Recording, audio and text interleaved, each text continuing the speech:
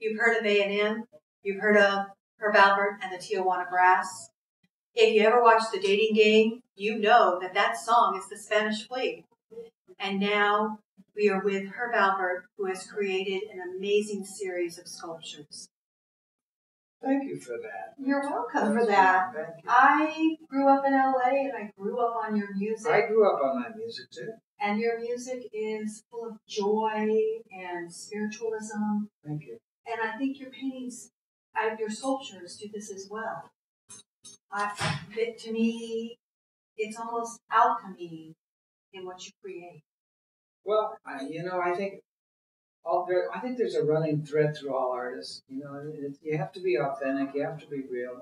You can't try to do something to please others. And I just create these objects that make me feel good. And hopefully, now and then, someone else says, "Wow." If you try to please people, then you're in the wrong business, because as an artist, what you try to do is find your own voice.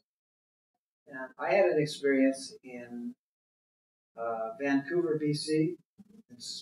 Went to Stanley Park, and there was these huge totems made by the Pacific Northwest Indians years back, and I was inspired by that. And I went home and I started sculpting pieces that were similar to that had more of a symbolic feel.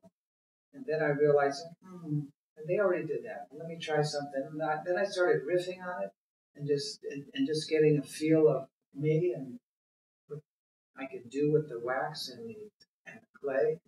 And pieces like that just come out. And so are you creating music? It's almost like playing a trumpet. Well, it's like not thinking. I think one of the things that, first off, I think art in general, music, dance, poetry, whatever it is, whatever art you're interested in, I think it's a big mystery. What is that thing? When you hear a record on the radio or on your iPad or wherever you're listening, and you get buzzed by it, and it penetrates